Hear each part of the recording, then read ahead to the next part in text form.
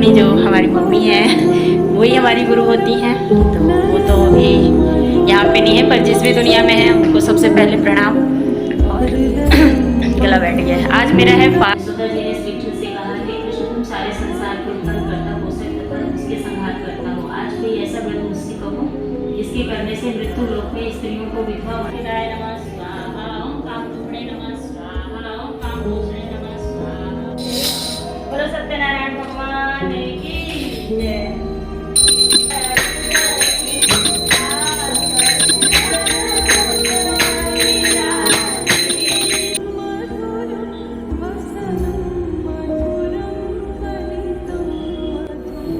ये देखो फ्रेंड्स, बस पारण करने जा रही थी मैं, पर एक बार मैं किचन की खिड़की से देखी कि दिख रहे हैं।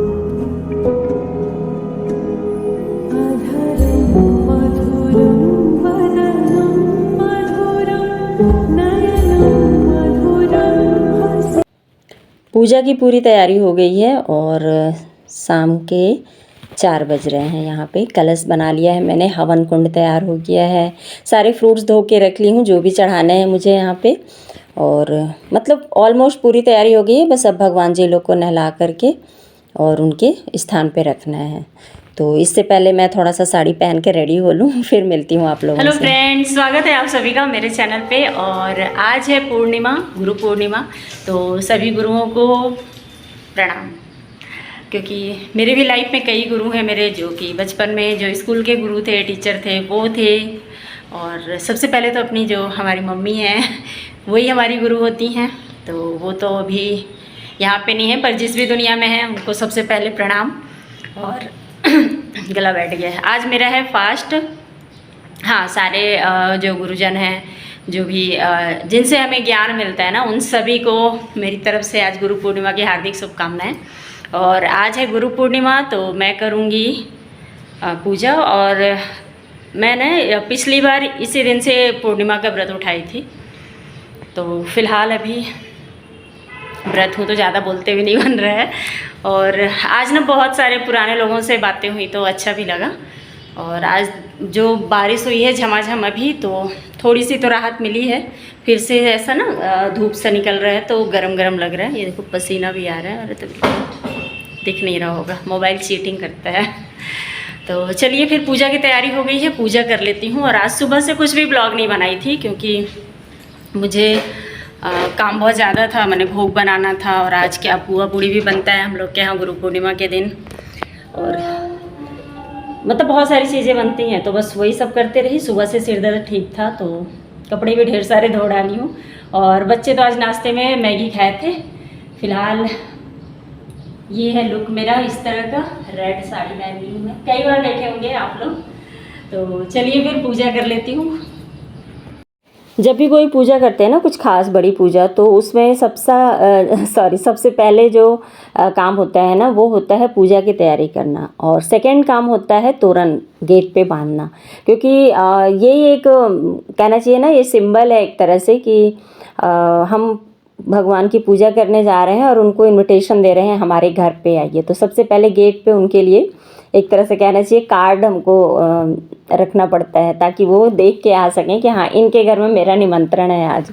तो जैसे नॉर्मली हम कुछ भी करते हैं तो लोगों को बुलाने के लिए जाते हैं ना, स्पेशली अभी तो व्हाट्सएप पे ही कार्ड चले जा रहे हैं, लेकिन पहले के लोग घर पे जाके निमंत्रण दे के आते थे। तो इस तरह से अब यहाँ तो सारा घर जो भी है, पूरी दुनिया ही मतलब भगवान की है। तो इसलिए हमें अपने गेट के ही ऊपर इस तरह का निमंत्रण, जो तोरण बोलते हैं ना, आम का या अशोक के पेड़ के पत्ते का, पान के पत्ते का, माने जिस तरह से भी आप तोरण बनाते हैं, उस तोरण को बांधना चाहिए। तो शाम का वक्त है, क्योंकि ये पूजा ना गोधूली बेला में ही करनी चाहिए। वैसे तो लोग अपनी सुविधा के अनुसार कभी भी कर लेते हैं, क्योंकि अभी इतनी मतलब इतना बिजी शेड्यूल है ना कि पूजा के लिए 3 से 4 घंटे निकालना लोगों के लिए मुश्किल होता जा रहा है। मतलब जो घर पे रह रहा है उसके लिए तो कोई दिक्कत नहीं, पर जो बाहर जॉब पे जा रहे हैं या कुछ और भी काम है, तो उसमें फिर ना अपने सहूलियत के हिसाब से आजकल हम लोग निकाल लेते हैं समय। तो खैर फ़िलहाल तो यहाँ पे मैं शाम के वक्त ही पूजा करूँगी। और यहाँ पे बारिश झमाझम हो गई है, इतनी ज़्यादा मतलब बारिश हुई थी, अभी हल्की बूंदाबांदी चल ही रही थी। तो छोटे वाले बेटे के हेल्प से मैं यहाँ पे वीडियो बनवा रही थी। और यहाँ पे मैं तोरन बांध ली थी। वो खाना खा लिया था इसलिए बोला मम्मी मैं तोरन नहीं बांधूंगा। मैं बोली चलो ठीक है मैं बांध लेती हूँ करके, तो हो भी जाता है, कोई इतना मतलब ज़्यादा ऊंचाई पे है नहीं तो अकेले भी बंध जाता है। और जो पुराना वाला तोरन है ना उसको काट के ठंडा कर देंगे। और यहाँ पे मैं जला ली हूँ जोत। और देखिए अभी पूजा स्टार्ट नहीं की हूँ, उससे पहले का लुक है। तो विष्णु जी लक्ष्मी जी जो हैं उनको स्थापित कर दी हूँ, सत्यनारायण जी को। और जो ये फ़ोटो है ना सत्यनारायण जी की, इन्हीं से मैंने स्टार्ट की थी पूजा, तो इसलिए इनको ज़रूर रखती हूँ मैं। तो यहाँ पे चढ़ा दी हूँ मैं भोग, यहाँ गणेश जी के पास भी और सत्यनारायण जी के पास भी। तो इस वाली पूजा में ना मैं पंडित जी को नहीं बुलाती हूँ। जब कुछ खास पूजा होती है ना तो उसमें उनको बुलाती हूँ, नहीं तो ये जो हर महीने की पूर्णिमा का जो व्रत करती हूँ ना उसकी मैं पूजा खुद ही कर लेती हूँ। मैं एक समय की बात है कि यशोदा जी ने श्री कृष्ण से कहा, हे कृष्ण तुम सारे संसार के उत्पन्न करता, पोषक तथा उसके संहार करता हो। आज कोई ऐसा व्रत मुझसे कहो जिसके करने से मृत्यु लोक में स्त्रियों को विधवा होने का भय न रहे तथा वह व्रत सभी मनुष्यों की मनोवांछाओं को पूर्ण करने वाला हो। श्री कृष्ण कहने लगे, हे माता तुमने अति सुंदर प्रश्न किया है। मैं तुमसे ऐसे ही व्रत को विस्तार पूर्वक कहता हूँ। सौभाग्य की प्राप्ति के लिए स्त्रियों को द्वात्रिशत अर्थात 32 पूर्णमासी का व्रत करना चाहिए। इस व्रत के करने से स्त्रियों को सौभाग्य संपत्ति मिलती है। यह व्रत अचल सौभाग्य देने वाला एवं भगवान शंकर के प्रति मनुष्य मात्र की भक्ति को बढ़ाने वाला है। यशोदा जी कहने लगी, हे कृष्ण सर्वप्रथम इस व्रत की मृत्यु लोक में किसने किया, इस व्रत को मृत्यु लोक में किसने किया था, इसके विषय में सविस्तार मुझसे कहो। श्री कृष्ण जी कहने लगे कि इस भूमंडल पर एक अत्यंत प्रसिद्ध राजा चंद्रहास से पालित अनेक प्रकार के रत्नों से परिपूर्ण कातिका नाम की एक नगरी थी। वहाँ धनेश्वर नाम का एक ब्राह्मण था और उसकी स्त्री अति सुशीला रूपवती नाम की थी। दोनों ही उस नगरी में बड़े प्रेम के साथ रहते थे। घर में धन धान्य आदि की कोई कमी नहीं थी। संतान न होने की वजह से उनको बड़ा दुख था। एक समय एक बड़ा तपस्वी योगी उस नगरी में आ गया। वह योगी उस ब्राह्मण के घर को छोड़कर अन्य घरों से भिक्षा लाकर भोजन किया करता था। उस योगी ने एक दिन रूपवती से भिक्षा न लेकर किसी अन्य घर से भिक्षा लेकर गंगा के किनारे जाकर भिक्षान को प्रेम पूर्वक खा रहा था कि धनेश्वर योगी का यह सब कार्य किसी प्रकार से देख लिया।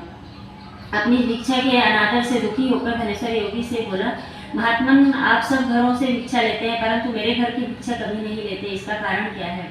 योगी कहने लगा कि निपुत्री के घर की भीख पतितों के अन्न तुल्य होती है और जो पतितों का अन्न खाता है वह पतित हो जाता है। क्योंकि तुम निपुत्र हो अतः पतित हो जाने के भय से मैं तुम्हारे घर स्वाहा। ओम कांतिदाय नमः स्वाहा। ओम कामरूपिणे नमः स्वाहा। ओम कामपोषणे नमः स्वाहा। ओम कमलाक्षाय नमः स्वाहा। ओम गजाननाय नमः स्वाहा। ओम सुमुखाय नमः स्वाहा। ओम सर्वदाय नमः स्वाहा। ओम मुस्कदीपवाहनाय नमः स्वाहा। ओम शुद्धाय नमः स्वाहा। ओम दिव्यतुंडाय नमः स्वाहा। ओम श्रीपते नमः स्वाहा। ओम विघ्नेशाय नमः स्वाहा। ओम ढूंढीराजाय नमः स्वाहा। ओम उग्राय नमः स्वाहा। ओम हिमोदराय नमः स्वाहा। ओम सुरकर्णाय नमः स्वाहा। ओम परमाय नमः स्वाहा। ओम योगीशाय नमः स्वाहा। ओम आब्दोग्रे नमः स्वाहा। ओम एकदंताय नमः स्वाहा। ओम महागुरुवाय नमः स्वाहा। ओम शरण्याय नमः स्वाहा। ओम सिद्धवेदाय नमः स्वाहा। ओम करुणाय नमः स्वाहा। ओम सिद्धाय नमः स्वाहा। ओम भगवते नमः स्वाहा। ओम अविग्रहाय नमः। बोलो सत्यनारायण भगवान की जय। ओम जय लक्ष्मी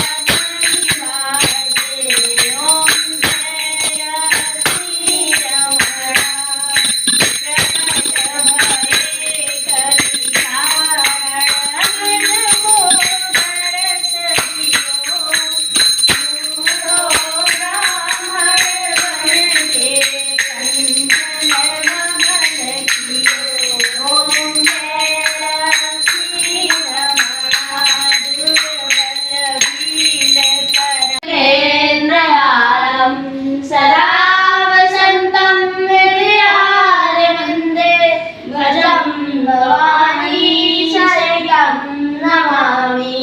त्वमेव माता च पिता त्वमेव बन्धु च सखा त्वमेव विद्या द्रविणं त्वमेव सर्वं मम देव। वैसे तो इस पूजा को जोड़े में करना चाहिए, पर हर बार पॉसिबल नहीं हो पाता है। तो जब भी हस्बैंड जी रहते हैं तब तो साथ में कर लेते हैं, नहीं तो मैं अकेले भी कर लेती हूँ। तो जब मैंने स्टार्ट किया था ना तब मैंने इस तरह का ही मन में बना लिया था, तो इसलिए मुझे डर नहीं लगता। और यहाँ पे शाम क्या रात हो गई थी, बादल थे तो चंद्रमा जी दिख नहीं रहे थे, तो मैंने अर्घ दिया और बिल्कुल भी मतलब पूरा बस काला काला बादल था, कहीं भी जरा सा जो बोलते हैं ना झलक, वो भी नहीं दिख रहा था। तो बस मैंने बहुत देर तक मतलब 1 घंटे तो वेट की थी, फिर उसके बाद मैं पूजा कर ली, क्योंकि चंद्रोदय का जो समय था वो तो 1 घंटे पहले ही निकल गया था। फिर पूजा करके आई तो ऐसा होता है ना, कथा हो गई, पूजा अर्घ हो गया, उसके बाद पूजा फिनिश नहीं होती है, उसके बाद जो मेन काम होता है ना सबसे मेहनत वाला, वो होता है। तो पहले यहाँ पे आप लोग भी दर्शन कर लीजिए भगवान जी का।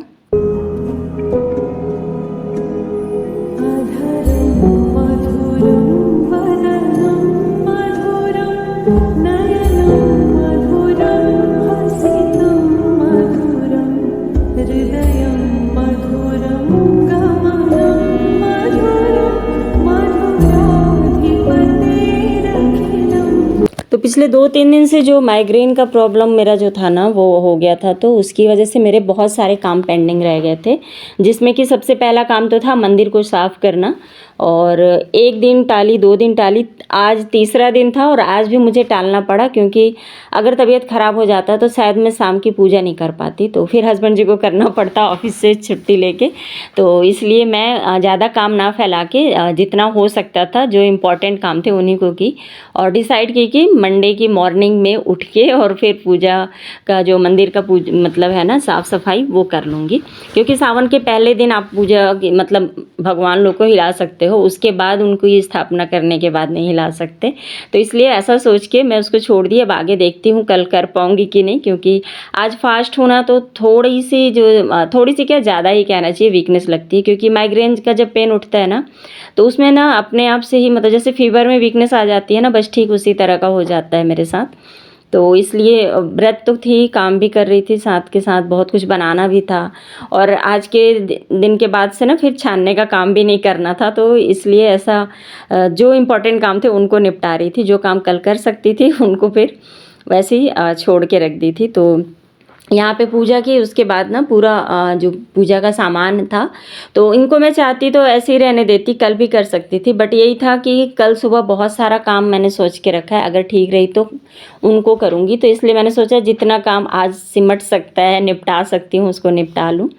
तो जो चीज़ें मैं पूजा के लिए निकालती हूँ ना सामान, तो उन सब चीज़ों को ना वापस से उनकी जगह पे जब रख देती हूँ ना, तो मुझे जब अगली बार पूजा करनी होती है ना तो ढूंढना नहीं पड़ता है सामान को, मुझे पता होता है कि कौन सी जगह किस जगह पे सामान रखा हुआ है।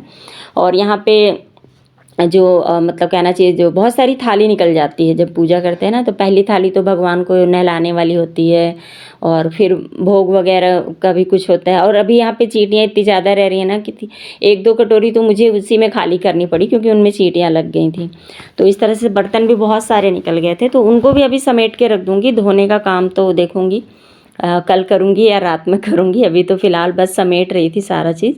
और समेटने के बाद ना अर्घ देने के बाद फिर मैं भगवान के पास का जो प्रसाद है उसको उठाती हूँ।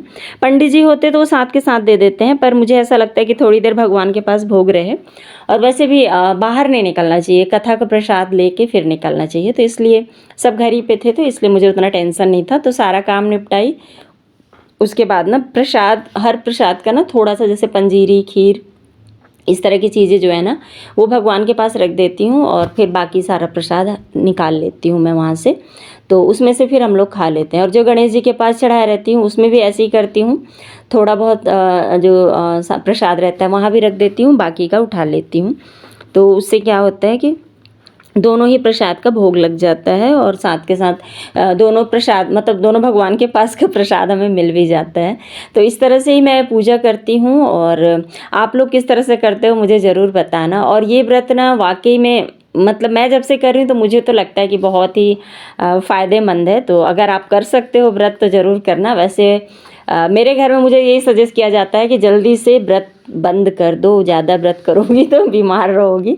हाँ, होता है प्रॉब्लम थोड़ा सा, पर हाँ जब तक चल रहा है चल रहा है, नहीं तो फिर तो ऑप्शन तो है ही फिर बंद करने का। फ़िलहाल अभी मैं जब तक हो सकेगा ज़रूर करूँगी।